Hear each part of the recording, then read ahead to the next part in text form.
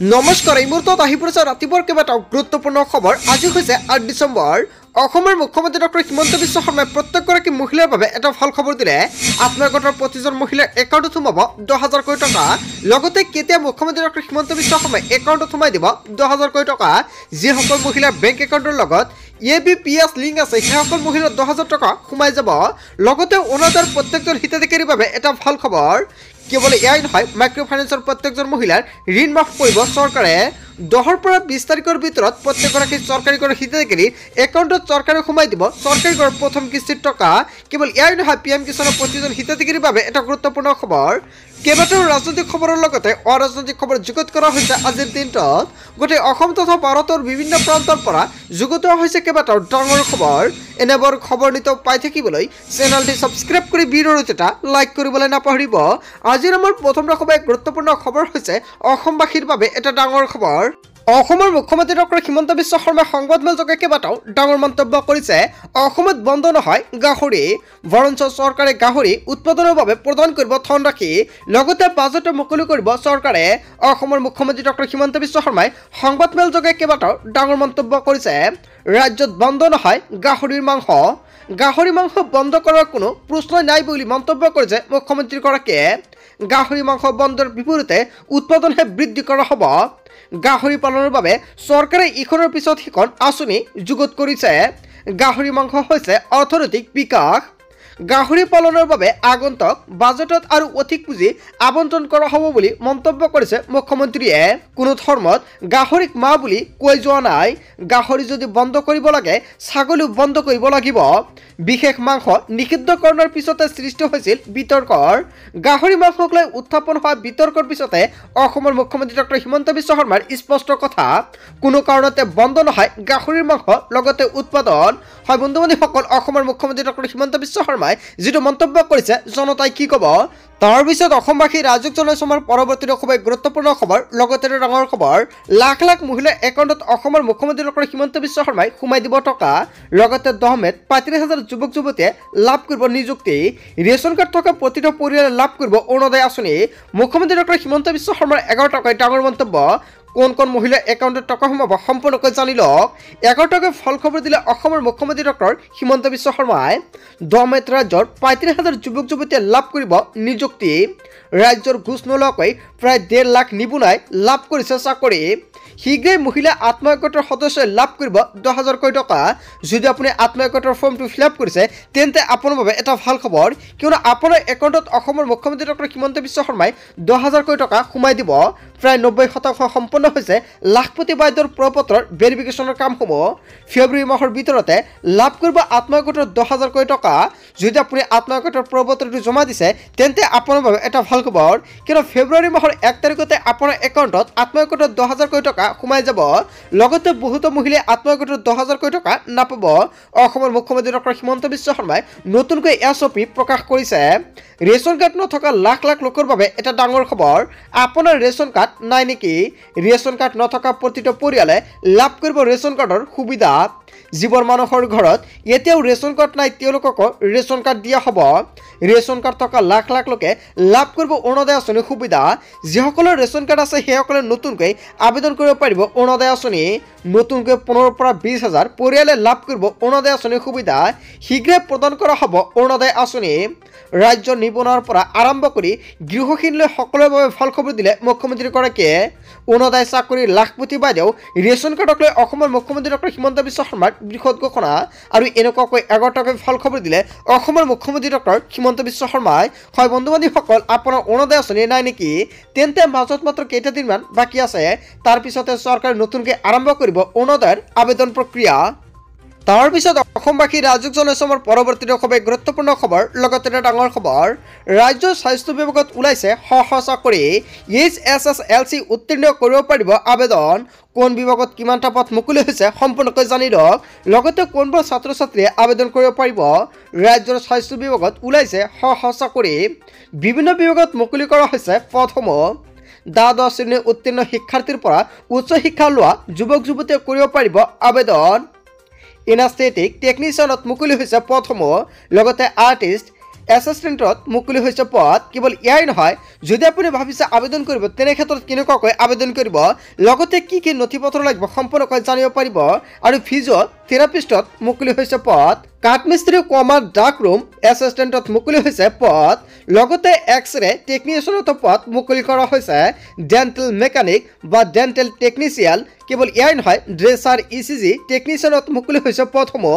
আপুনি এতিয়া সম্পূৰ্ণকৈ আবেদন কৰি লৈ লওক। ECG মেচিনৰ অপাৰেটৰৰ বাবেও আপুনি কৰিব পাৰিব আবেদন। ইলেক্ট্ৰিচিয়ান, লগতে ফিটাৰ আৰু হেল্থ ইনস্পেক্টৰৰ বাবেও মুকলি কৰা হৈছে পদসমূহ। ICU টেকনিচিয়ান আৰু লেবৰেটৰী টেকনিচিয়ান বা OT টেকনিচিয়ানৰ বাবেও পদ মুকলি কৰা হৈছে।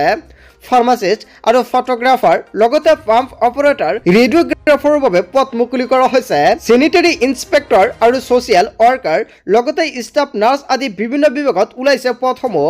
পদ অনুযায়ী আবেদনকাৰী ন্যূনতম শিক্ষাগত অৰ্হতা উচ্চতৰ মাধ্যমিক হ'ব লাগিব। অনলাইনযোগে কৰিব পাৰিব আবেদন।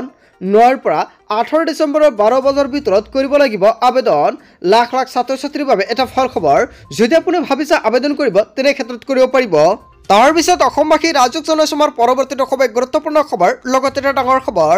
2026ত সকলো ফাইল খোলা হ'ব। মুখ্যমন্ত্ৰীৰ 10 বছৰ পুৰণি ফাইল। অসমৰ মুখ্যমন্ত্ৰী ডক্টৰ হিমন্ত বিশ্ব শৰ্মাক হুংকাৰ প্ৰদান কৰিছে। অসমৰ মুখ্যমন্ত্ৰী ডক্টৰ হিমন্ত বিশ্ব শৰ্মাৰ 10 বছৰ পুৰণি ফাইল খোলা হ'ব বুলি হুংকাৰ প্ৰদান কৰিছে অখিল গগৈয়ে। ৰকিবুল হুছেইনৰ পাছত মুখ্যমন্ত্ৰীৰ ফাইলক লৈ মুখ খুলিলে অখিল গগৈয়ে। 10 বছৰৰ পুৰণি ফাইল আছে অখিল গগৈৰ হাতত। 2026লৈ অপেক্ষা কৰি আছে অখিল গগৈয়ে। 2026ত খোলা হ'ব এটা এটাকৈ ফাইল।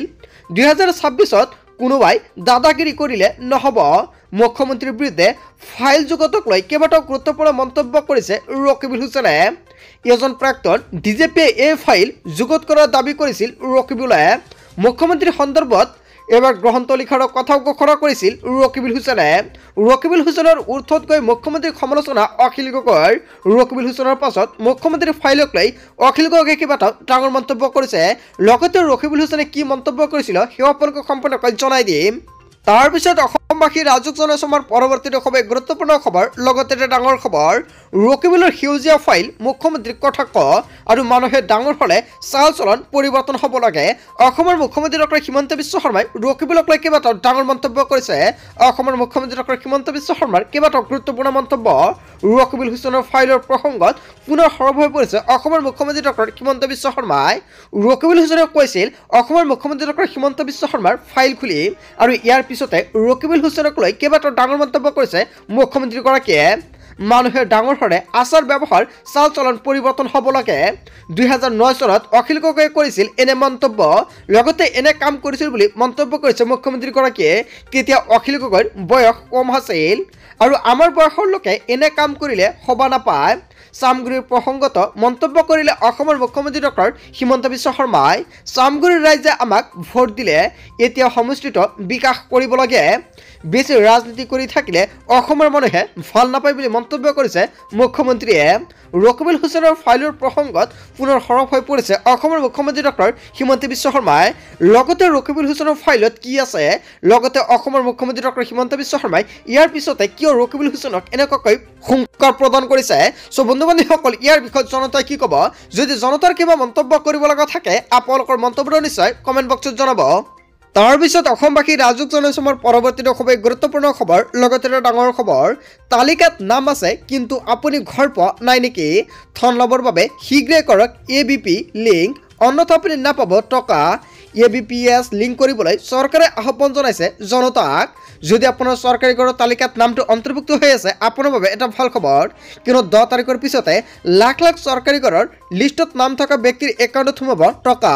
যদি আপোনাৰ চৰকাৰী ঘৰৰ তালিকাত নামটো অন্তৰ্ভুক্ত হৈ আছে তেন্তে আপোনাৰ বাবে এটা ভাল খবৰ। অতি শীঘ্ৰে লিংক কৰি লৈ লওক ABPS, অন্যথা চৰকাৰী যিকোনো আঁচনিৰ টকা নাপাব। 10 তাৰিখৰ পিছতে লাখ লাখ মহিলা আৰু পুৰুষৰ একাউণ্টত চৰকাৰে সোমাই দিব টকা। অৰুণোদয়ৰ প্ৰত্যেকজন হিতাধিকাৰীৰ একাউণ্টত সোমাব টকা আৰু তাৰ বাবে এখন লিংক কৰাটো বাধ্যতামূলক। লগতে আত্মসহায়ক মহিলাৰ একাউণ্টত সোমাব 10,000কৈ টকা আৰু PM কিষাণৰ টকা পাবলৈ হ'লে ABPS লিংক কৰিব লাগিব, অন্যথা আপুনি যিকোনো আঁচনিৰ টকা আপুনি নাপাব। যদি আপোনাৰ টয়লেটৰ লিষ্টত নামটো আহিছে তেনে ক্ষেত্ৰত আপোনাৰ ABPS লিংক কৰিব লাগিব। প্ৰধানমন্ত্ৰী গ্ৰামীণ আৱাস যোজনাৰ ঘৰ নোপোৱাসকলৰ বাবে এটা ডাঙৰ খবৰ। শীঘ্ৰে সকলো হিতাধিকাৰীয়ে লাভ কৰিব আৱাস যোজনাৰ ঘৰসমূহ। তালিকাত নাম থকাৰ পিছতো আপুনি ঘৰ লাভ কৰা নাই নেকি, অথবা একাউণ্টত ধন জমা হোৱা নাই নেকি? সকলো যোগ্য দৰিদ্ৰ হিতাধিকাৰীয়ে ঘৰ পোৱাটো নিশ্চিত কৰিছে চৰকাৰে। ইয়াৰ বাবে কোনো মধ্যভোগীয়ে ঘৰ কৰ্তন অথবা ধন সৰলীকৰণ কৰিব নোৱাৰিব।